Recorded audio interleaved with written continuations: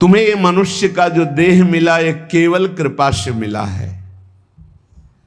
विशेष कृपा ये हो गई कि मनुष्य देह में तुम्हें सत्संग मिल गया। नहीं, कितने लोग हैं इस समय, कितने लोग सत्संग सुन रहे हैं? विचार करके देखो। 135-40 करोड़ जनसंख्या हमारे भारत की ही है। कितने लोग हैं? 1500 लोग होंगे, 2000 होंगे। कितने लोग सुन रहे हैं? कितना अहोभाग्य है।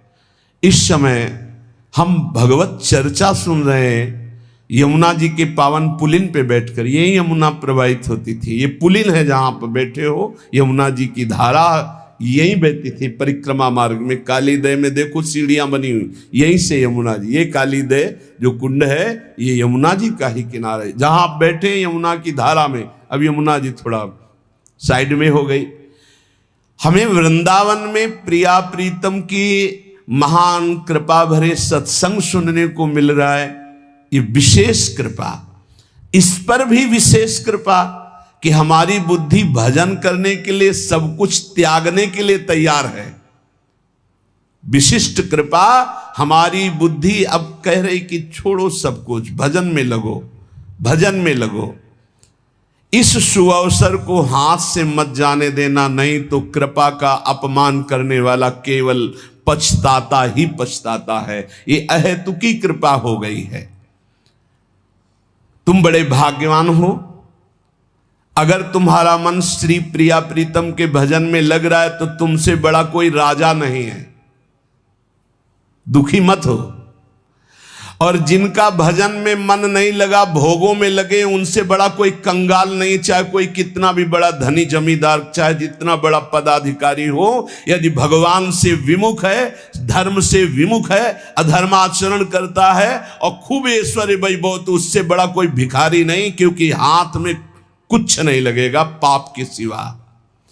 आज तुम्हारा वास कमजोर है, तुम्हारे खान पान की व्यवस्था कमजोर है, तुम्हारा कोई साथ नहीं दे रहा है, संपत्ति भी नहीं है, लेकिन तुम प्रिया प्रीतम का नाम जप कर रहे हो तो कह रहे तुमसे बड़ा कोई राजा नहीं है। तुम बहुत बड़े धनी हो। देख लेना समय पर जब ये फसल अपना रंग दिखाएगी। भजन में तुम्हें कुछ त्याग करने के लिए हम नहीं कह रहे हैं। तुम जो काम करते हो धर्म पूर्वक करो। जो काम करते हो प्रभु को समर्पित कर दो और नाम जप करते रहो।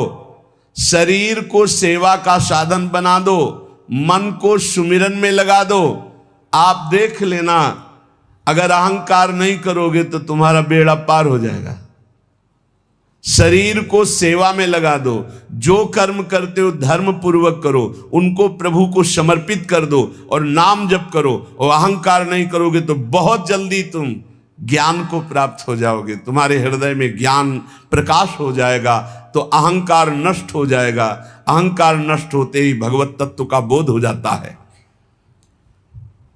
देखो, तुम्हें कहीं भागने की जरूरत नहीं है।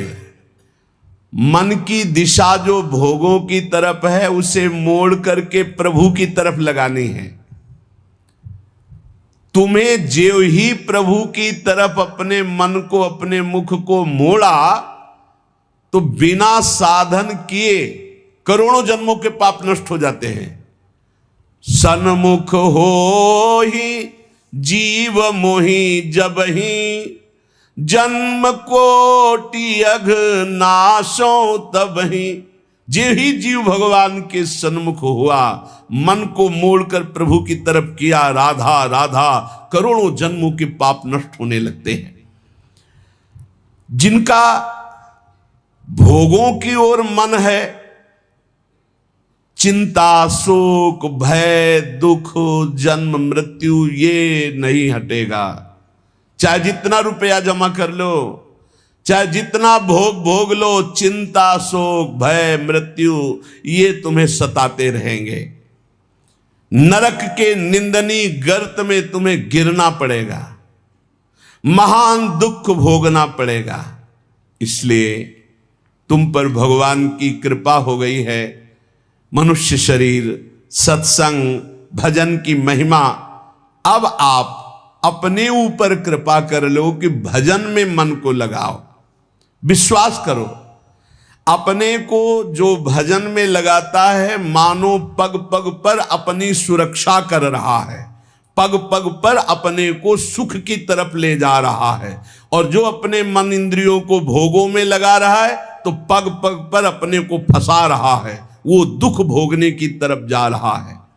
देखो, भगवत कृपा बरस रही है, सब तरफ से कृपा बरस रही है, तुम्हारे ऊपर अपार कृपा हो गई है। बस तुम इस कृपा का परिचय करो और इस कृपा के परिचय को प्राप्त करके डूब जाओ। हमारे ऊपर अपार कृपा श्री जी की। भगवत प्राप्ति के लिए ये बहुत अनिवार्य है कि इस कृपा का आदर करो। जो जो आपके ऊपर कृपा हुई उसको वर्ण करो। कितनी कृपा। ये देखो, वृंदावन में बैठ करके भगवत चर्चा, कथन, श्रवण, नाम कीर्तन, पद गायन, संत दर्शन, भगवत दर्शन, कितना सौभाग्य। जगत को सुधारने वाली बात भी अपने मन में मत लाओ। तुम ठेकेदार नहीं हो जगत के, पहले तुम सुधरो तब बात समझ में आएगी। तुम्हारा सुधार हुआ कि जगत को सुधारना नहीं, ये सब भगवत स्वरूप है। पहले तुम सुधरो। और प्रायः ये होता है कि हम जगत सुधारने की बात, जहां थोड़ा परमार्थ बना तो हम दूसरों को सुधारने की बात सोचने लगते हैं। पहले तत्व तक पहुंचो, पहले बोध प्राप्त करो, नहीं तो बीच में अगर पूरे सच्चे खिलाड़ी नहीं हो तो माया के पार्षद टांग मार के अपने पक्ष में गिरा लेंगे और तुम अपने पक्ष में पहुंच नहीं पाओगे। इस जगत को प्रभु स्वरूप समझो और अपने आप को प्रभु के चरणों में न्यौछावर करके चुपचाप दीन बन के अपने को छुपाते हुए दीन बंधु के सुमिरन में खो जाओ। जो थोड़ी भक्ति करके लोगों में परिचय बनाना शुरू कर देते हैं कि मैं भगत हूं, मैं अमुक अनुष्ठान कर रहा हूं, मैं अमुक अमुक साधना कर रहा हूं, बिकने लगते हैं। याद रखो, वो प्रभु की प्राप्ति के पथ से बहुत ही भटक जाते हैं। प्रभु के प्रेम रंग को प्राप्त करने के लिए जब तक भगवत प्राप्ति ना हो जाए तब तक परिचय को छुपा के रखना चाहिए। अपना परिचय कोई न जान पावे कि मैं कौन हूं, क्या हूं, कैसा हूं। जितना तुम परिचय छुपाओगे अपना, उतना परिचय प्रभु अपना प्रकाशित कर देंगे आपके सामने। और जितना आप अपना परिचय बढ़ाओगे उतने प्रभु अपना परिचय छुपाते चले जाएंगे। सिद्धांत को समझ लो। जितना आपका परिचय छुपेगा उतना ही आप अपना परिचय प्रकाशित कर देंगे, और जितना आप अपना परिचय प्रकाशित करेंगे उतना ही आप अपना परिचय छुपा लेंगे। प्रभु याद रखो, तुम्हारे ऊपर कृपा निरंतर बरस रही है। कृपा चारों तरफ से घेरे हुए है। कोई क्षण भी ऐसा ना जाए जिसमें तुम कृपा सिंधु प्रभु का विस्मरण कर दो। स्मरण परायण रहे, एक भी क्षण स्मरण के बिना ना जाए। कोई भी क्षण ऐसा नहीं जिसमें तुम विस्मरण करो। सावधान, तुम्हारे ऊपर अपार कृपा है। इसी जन्म में भगवत प्राप्ति कर लो। हम 40 वर्ष की स्मृति को देख करके कह रहे हैं, क्योंकि खास स्मृति जो जागृत हुई इसमें बड़ा परिवर्तन, 40 वर्ष में बड़ा परिवर्तन। आगे अगले जन्म में क्या हमको भजन करने के लिए अवसर मिलेगा पता नहीं, कितना विघ्न आ जाएगा। इसलिए तुम वंचित न रह जाओ भगवत प्राप्ति से, नहीं तो बहुत दुख भोगना पड़ेगा। तुम अपनी प्यारी से प्यारी वस्तु जो है, प्यारे से प्यारे जो संबंध है, उनमें झांक कर देखो। प्यार है तो प्रभु से है। अगर प्रभु शरीरों से निकल जाए तो कोई शरीर से प्यार नहीं करेगा, चाहे पत्नी हो, चाहे पुत्र हो, चाहे कोई प्यारा हो। तुम उसी प्यारे से प्यार करो, निहाल हो जाओगे। सचमुच विश्वास करो, वो सामने नहीं आ रहा पर वो छुप छुप कर आपको बहुत प्यार कर रहा है। सब मम प्रिय, सब मम उपजाए। सच्ची सच्ची सच्ची बहुत प्यार करते हैं प्रभु, बहुत प्यार करते हैं प्रियाजू अपने लोगों को अहेतुकी कृपा। हमारा प्यार देखो क्या है, ईमानदारी से देखो, 100 में 1% प्यार नहीं प्रिया प्रीतम के प्रति, और उनका 100 का 100% हमारे प्रति प्यार है।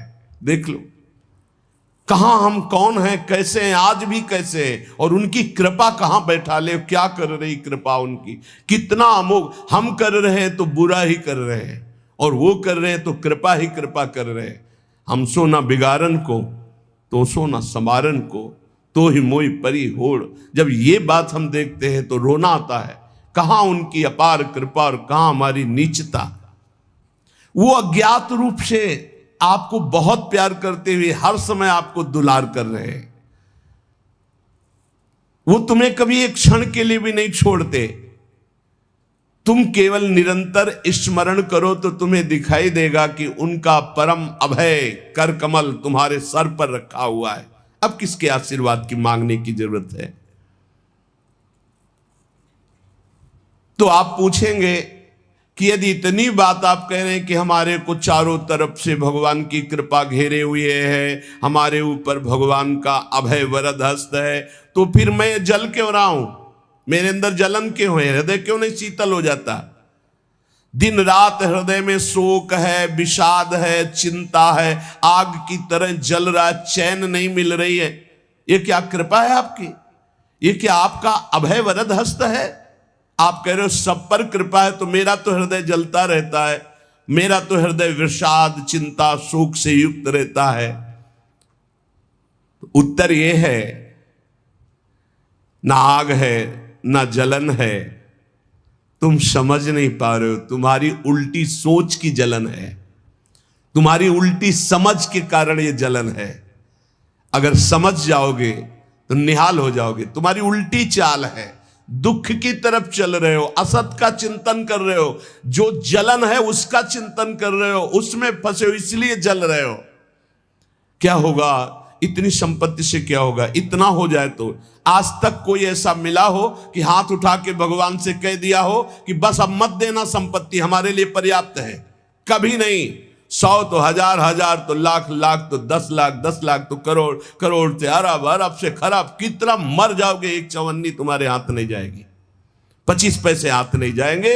बस ये सोच तुम्हारी तुम्हें नरक ले जाएगी, तुम्हारी दुर्गति कर देगी। यही तुम्हारे जलन का कारण है। जलन का कारण भगवान नहीं है, जलन का कारण और कोई व्यक्ति नहीं है, जलन का कारण आपकी सोच है, आपका चिंतन है, आपका भाव है। इसी भाव को, जो मलिन भाव है, भगवत भाव में लगा दो, अभी आनंद में डूब जाओगे।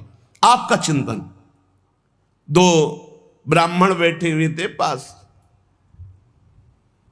एक भगत आया, उसने कहा आज हमें 2 ब्राह्मण भोजन कराने हैं, आप चलेंगे? बोले हाँ हाँ।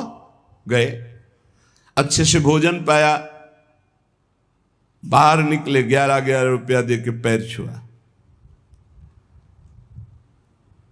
तीसरा ब्राह्मण दूर खड़ा देख रहा था, तो एक ब्राह्मण मुस्कुरा रहा था जो प्रसाद पाके आया था, और दूसरा जल रहा था। तीसरे ब्राह्मण ने पूछा कि आप मुस्कुरा क्यों रहे? तुम कहा यार आज तो भोजन की भी व्यवस्था नहीं थी, भगवान ने कितनी कृपा की, भोजन भी मिला, 11 रुपया दक्षिणा मिली। दूसरे का आपका चेहरा उदास है, आप जलन से युक्त क्यों है?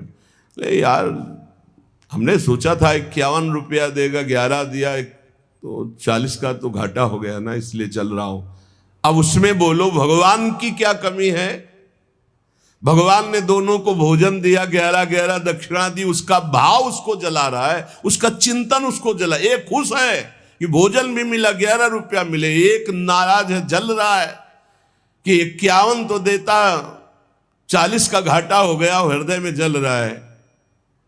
ये जलन, ये शोक, ये चिंता, ये विषाद तुम्हारे चिंतन से है, तुम्हारी गलत दिशा से है, तुम्हारे गलत आचरणों से। भगवान की कृपा आप पर है, पर आप गलत दिशा जा रहे हैं, आप गलत चिंतन कर रहे हैं, आपका गलत भाव है, इसलिए आप शोक विषाद चिंता भय आदि में हैं।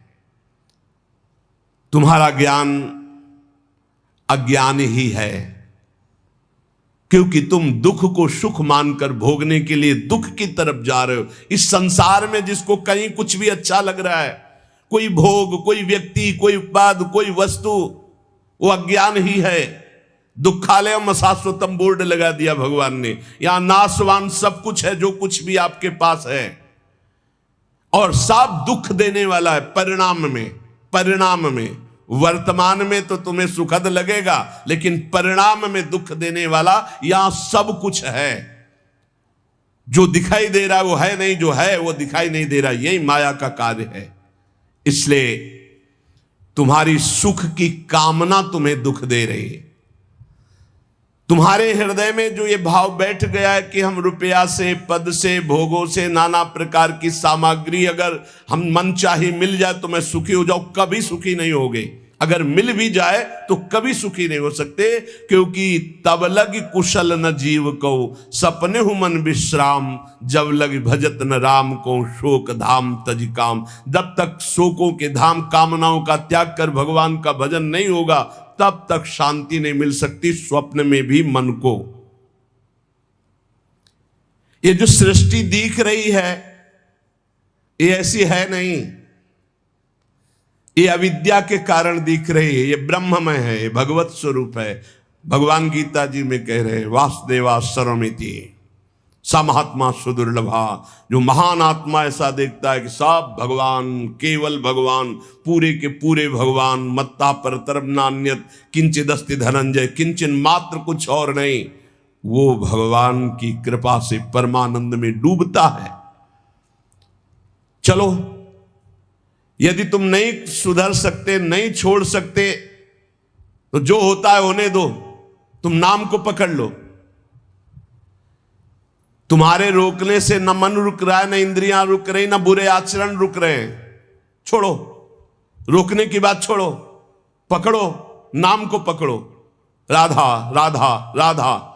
अपने आप घृणा ना हो जाए तो हमसे बता देना, अपने आप घृणा हो जाएगी, पक्का हो जाएगी।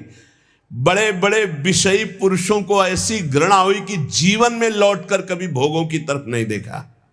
जीवन में लौट करके ऐसे आसक्त भोगी पुरुष, और जिस समय नाम का कृपा प्रसाद चढ़ा तो लौट करके नहीं देखा उन भोगों की तरफ। तुम तो बस अपने मंगलमय प्रभु के चिंतन में चित्त को जोड़ दो, फिर देखो कैसा परिवर्तन होता है। तुम किसी स्थिति की खास कल्पना मत करो, निश्चिंत हो जाओ।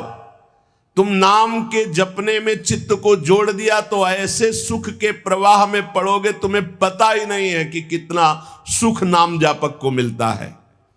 अगर नाम जप नहीं करोगे तो तुम्हें पता है तुम सुख के लोभ में ऐसे भयानक जगह गिरने जा रहे हो जहां से तुम्हें केवल केवल हरि बचा सकते हैं, दूसरा नहीं। बड़ा सुंदर दिखाई दे रहा है, बड़ा लुभावना सुखद दिखाई दे रहा है, लेकिन भगवान से विमुख होकर जब इसको भोगने जाओगे तो ऐसा फंस जाओगे कि निकलना मुश्किल हो जाएगा।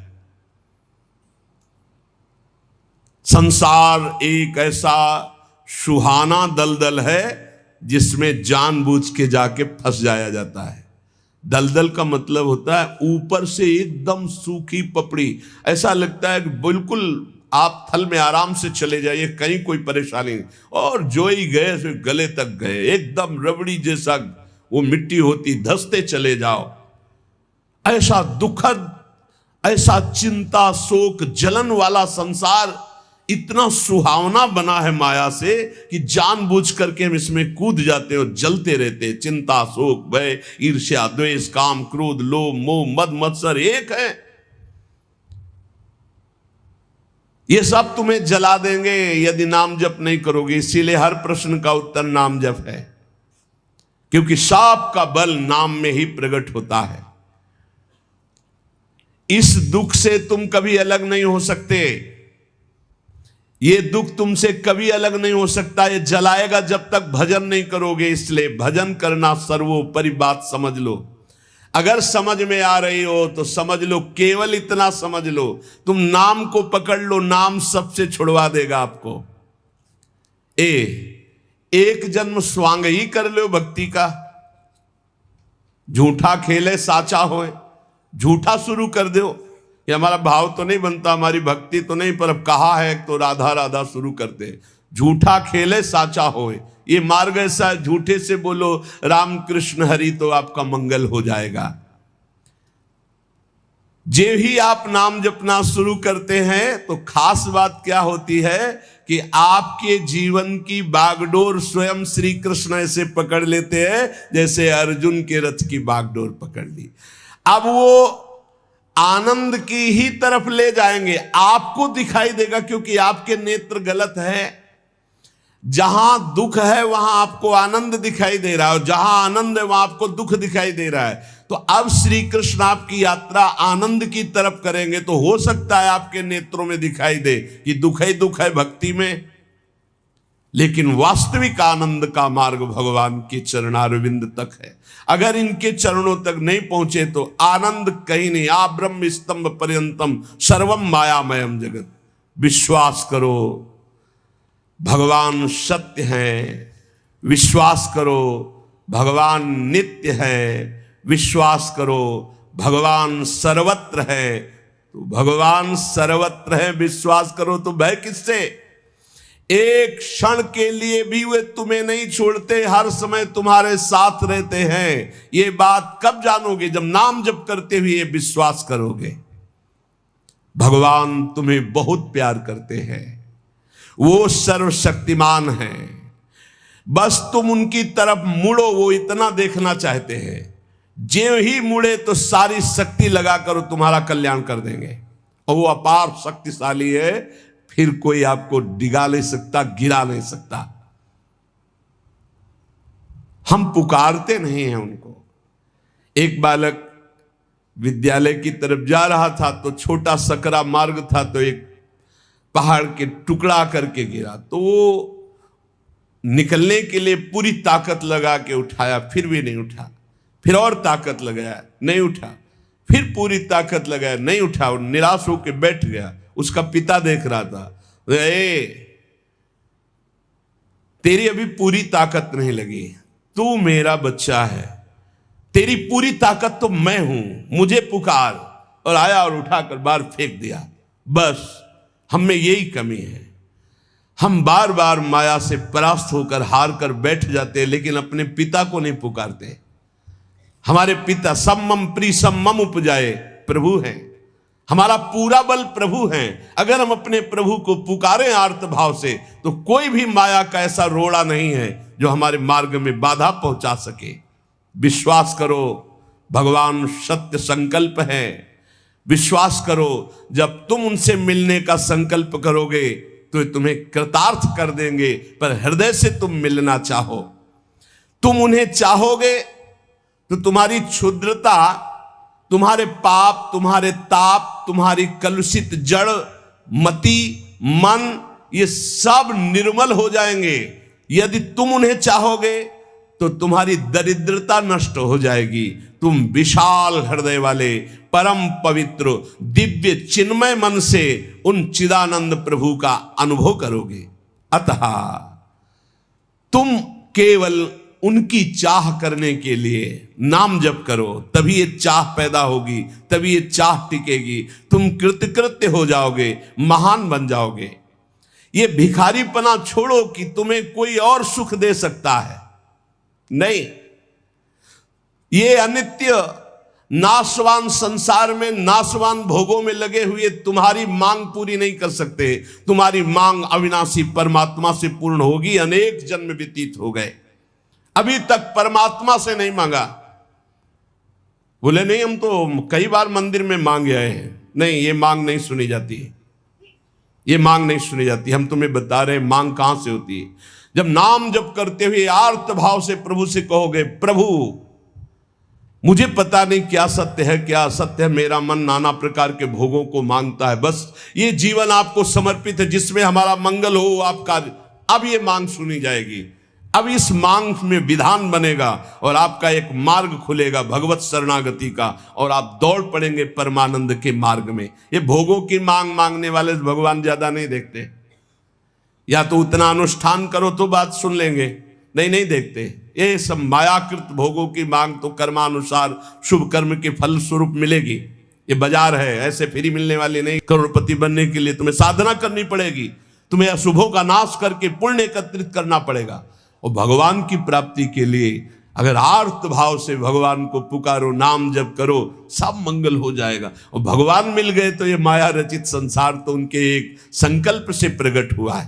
पक्का समझ लो, श्रद्धा करो या ना करो, हमारी बात को खुल के समझ लो। आप समझते हो मंदिर में जाए मांगे बात पूरी हो जाएगी, नहीं होगी, लिख लो। ऐसे खिलवाड़ नहीं है कि हो जाएगी। पत्नी की प्राप्ति करनी थी तो करदम जी ने 10,000 वर्ष तपस्या की, तब पत्नी प्राप्त हुई। आप देखो ना, कोई भी उपाय।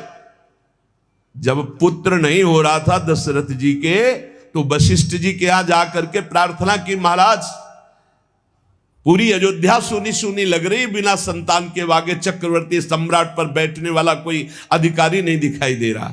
तब श्रृंगी ऋषि वशिष्ठ बुलावा, श्रृंगी ऋषि को बुलाया, भारी अनुष्ठान किया गया पुत्रेष्टि यज्ञ का। और उसी यज्ञ में श्री भगवान के प्रादुर्भाव होने का संयोग बना, खीर प्रकट हुई और उसे विभाजित किया गया। 4 पुत्र हुए, भगवान श्री राम, लक्ष्मण, शत्रुघ्न, भरत जी। क्या अद्भुत तो अनुष्ठान भगवान ने दिखाया। आप इतिहास पढ़कर देखो, शास्त्र पढ़कर देखो, कामना के लिए तप किया गया है, कामना के लिए उस प्रकार के शुभ अनुष्ठान किए गए। और अगर निष्काम भाव से भगवान की आराधना करो तो योगक्षेमम वहाम्यम, मांगना ही नहीं पड़ेगा, आगे से आगे वो व्यवस्था करते जाएंगे, आगे से आगे व्यवस्था करते जाएंगे। हम तुम्हें कैसे बतावे, पग पग पर वो उनकी कृपा ऐसे बरसती चली जाती, कैसे कैसे बताए। जहां ऐसा कैसे होगा, ये हमारे सामने प्रश्न आया कि उसका उत्तर उसके पास पहुंच जाता है। हो गया, ये हो गया। प्रश्न हुआ कैसे होगा, और वो हो गया। अरे कर तुम अन्यथा कर तुम, हम प्रभु की शरण में हैं, उनके वचन कभी झूठे हो सकते हैं। कहते हैं अनन्यश्चिन्तयन्तो माम ये जनाः पर्युपासते तेषां नित्याभियुक्ता नाम योगक्षेमम वहाम्यहम। मैं स्वयं वहन करता हूं, अप्राप्ति की प्राप्ति कराता हूं, क्षेम की रक्षा करता हूं। किनको? जो केवल मेरा चिंतन करते हैं। फिर आपको चिंता की बात नहीं, और आप चिंतन नहीं कर रहे, मनमानी भोगाचरणों में उतरे हुए हैं, और आप चले गए मंदिर के, भगवान हमारी कामना पूर्ति नहीं होगी, पूर्ति हमारी बात मान लो, उसके लिए अनुष्ठान करना पड़ेगा उस कामना के अनुसार। अच्छा, दूसरे लोग होते हैं, जैसे किसी लेबर से कहा जाए तुम्हें 500 रुपया देंगे, शाम तक ये काम हो जाना चाहिए, बोले जी साहब, ऐसे भगवान से बात करते हैं। प्रलोभन भगवान को दे रहे हो, घूस दे रहे हो, तुम्हें 56 भोग लगा देंगे, तुम हमारा एक काम कर दो, ऐसे होता है? नहीं। जब कोई बात कहनी है तो हृदय से, आर्त भाव से, नाथ मैं आपका हूं। अपने पिता को कोई घूस देता है, मां 100 रुपया देंगे बाल भोग बना दे, कभी ऐसा कहा है आपने पिता से? कभी लाओ 500 रुपया, हमें जरूरत है, अरे नहीं देंगे, रोज मांगता है, अरे देना पड़ेगा, बाप के सिवा हमारा कोई है नहीं, तो हमको चाहिए, अब आप दो, पापा आपको देना पड़ेगा। ऐसे या तो संबंध से मांगो, भगवान से संबंध है, संसार में भगवान से संबंध नहीं है, तो भगवान नौकर नहीं तुम्हारे, भगवान भगवान है। अरे अखिल कोटि ब्रह्मांडों के मालिक है वो, अनंत ब्रह्मांडों का भरण पोषण करने वाले तुम्हारे। कैसे बच्चे हो? तो कैसे बच्चे हो? अपने पिता से, अपने प्रभु से, अपने सखा से, अपने प्राण प्रीतम से कैसे तुम बात करते हो? या तो संबंध रख के बात करो, या फिर उतना साधना करो, तब तो कामनाओं की पूर्ति। साधना हो रही भोगों की, मनमानी भोगाचरण, धर्म विरुद्ध आचरण, और भगवान से जाके मांगोगे तो फिर बोले हमारी अश्रद्धा हो गई, हमारी कामना की पूर्ति नहीं की भगवान ने। तुम्हारी अश्रद्धा से क्या फर्क पड़ता है? आकाश पे अश्रद्धा करोगे तो क्या फर्क पड़ जाएगा?